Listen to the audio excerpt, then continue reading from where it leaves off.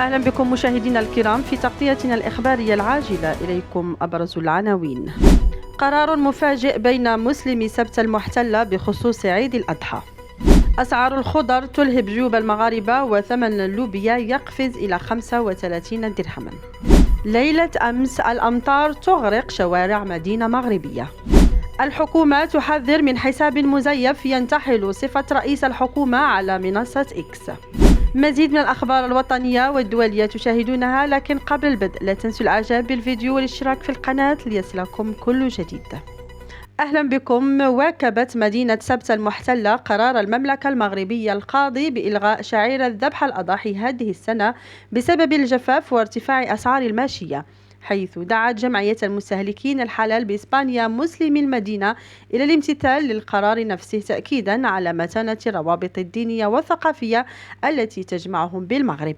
وأكدت الجمعية أن هذه القرارات لا تتخذ اعتباطيا، بل تأتي نتيجة دراسات معمقة من طرف الجهات المختصة، مشيرة إلى أن المغرب سبق أن اتخذ إجراءات مماثلة خلال سنوات الجفاف السابقة، وتحديدا في عامي 1981 و 1996، وهو ما قوبل آنذاك بتفاهم واسع من طرف المواطنين.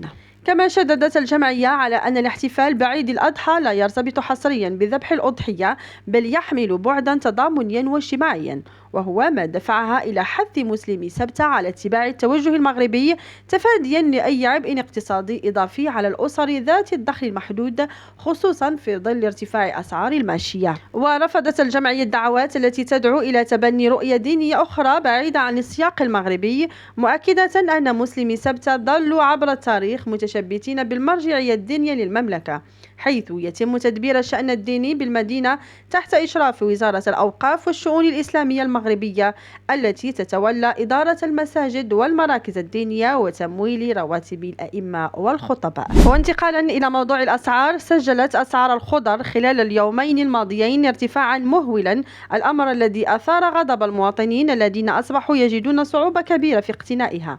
ووصل سعر اللوبيا الخضراء 35 درهما للكيلوغرام الواحد، فيما وصل سعر الفلفل ل 15 درهما وسعر الطماطم 10 دراهم، كما بلغ سعر البطاطس 8 دراهم. وفي هذا السياق قال أحد المهنيين بسوق الجملة بالدار البيضاء في تصريح له إن أسعار الخضر عرف بعض الارتفاع بجميع أنواع الخضر رغم التساقطات المطرية التي عرفتها بلادنا مؤخرا.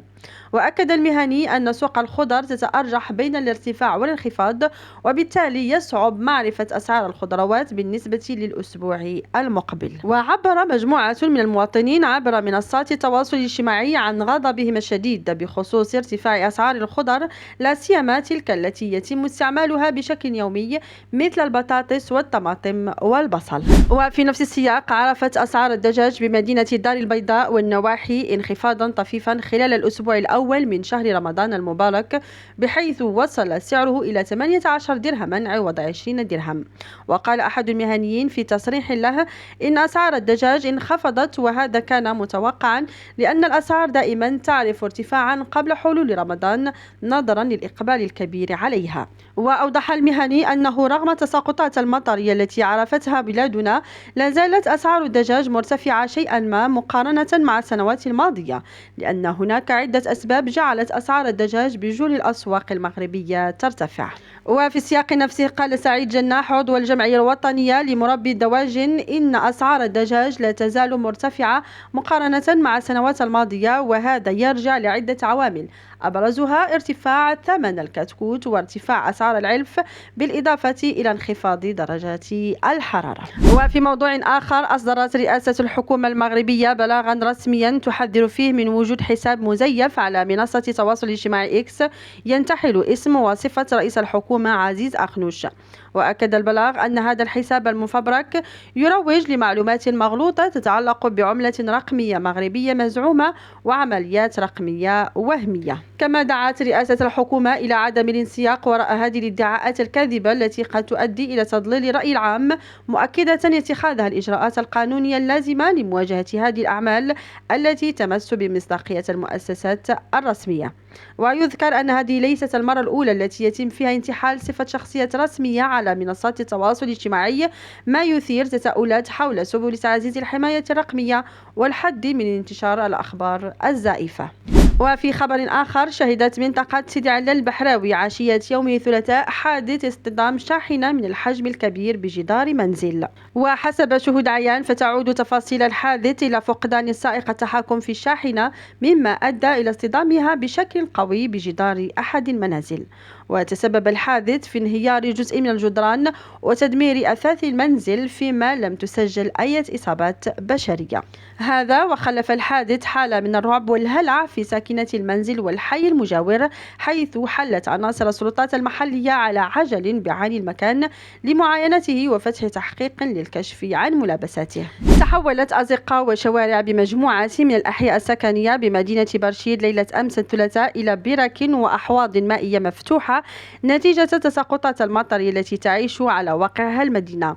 ساعات قليلة من التساقطات المطرية كانت كافية لتفضح البنية التحتية للمدينة نتيجة عجز قنوات الصرف الصحي عن استيعاب كميات الأمطار المتهاطلة. وحسب مقاطع الفيديو التي توصلنا بها، فإن مجموعة من الشوارع تحولت إلى برك مائية، إما بسبب عجز قنوات الصرف الصحي عن استيعاب المياه أو نتيجة تلف هذه القنوات.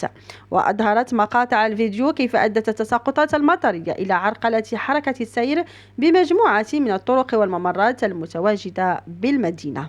واللحظة ننتقل إلى خبر آخر، حيث اتخذ المكتب الوطني للمطارات خطوة جديدة تهدف إلى تحسين تجربة المسافرين في مطارات المملكة عبر إزالة أجهزة الفحص بالأشعة سكانر وبوابات الكشف الأمنية عند مداخل مطار محمد الخامس بالدار البيضاء، وذلك للحد من الطوابير الطويلة وتسهيل عملية الولوج إلى المطار. وأوضح المكتب في بيان رسمي أن هذا الإجراء يندرج ضمن استراتيجية مطارات 2030 التي تهدف إلى تحديث البنية التحتية للمطارات المغربية وتعزيز كفاءة الخدمات المقدمة للمسافرين.